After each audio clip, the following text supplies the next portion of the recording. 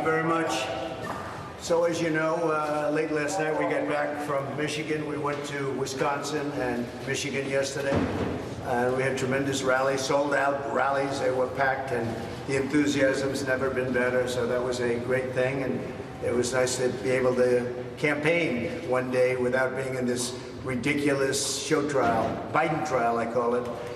But it was quite a day yesterday, and many of you were there, and I appreciate your being there. I thought the coverage was very fair.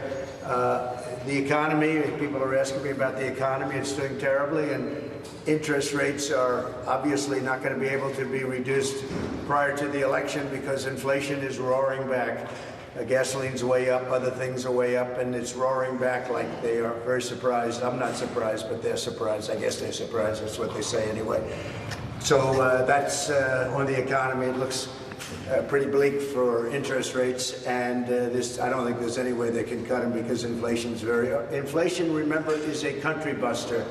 When you have inflation, that breaks countries. I mean, literally breaks countries, and we can't take that chance. So we'll see what they do, but it was sort of announced yesterday they can't do much with the interest rates. They'll have to remain very high, and it's very unfortunate. We had low interest rates, they have high interest rates.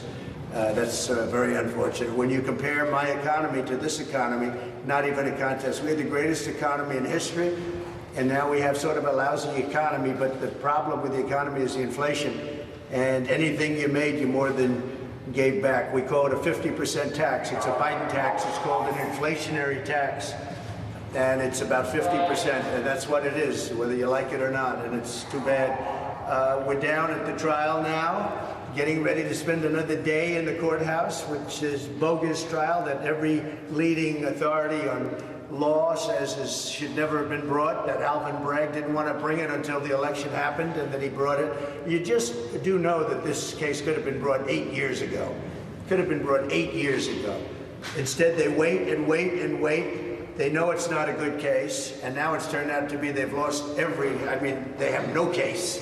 They have no case, but we have a very conflicted judge, unfortunately, and so you never know.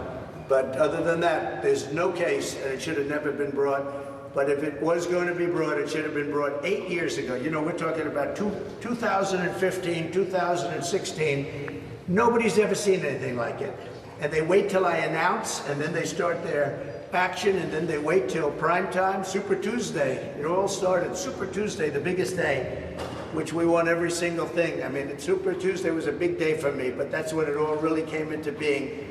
And who starts a case right smack in the middle of somebody's elections? It should be illegal because it's election interference.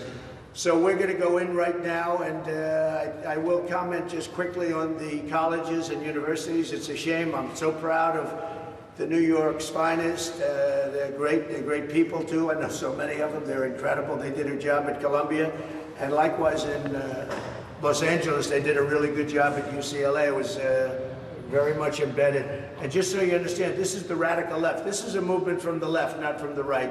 The right is not your problem, despite what law enforcement likes to say. The FBI director said that he worries about the right. No, don't worry about the right. The right's fine. Worry about the left, because this is a movement from the left. These are radical left lunatics. And they got to be stopped now, because it's going to go on, and it's going to get worse and worse. And, you know, they take over countries, okay? And we're not letting them take over the USA. We're not letting the radical left morons take over this country. You can't let that happen. And the law enforcement and the people at DOJ, instead of going after Donald Trump, they ought to look at what's happening in their own offices, because you're loaded up with radical left people that want this country to fail. And we're not going to let this country fail. Thank you very much.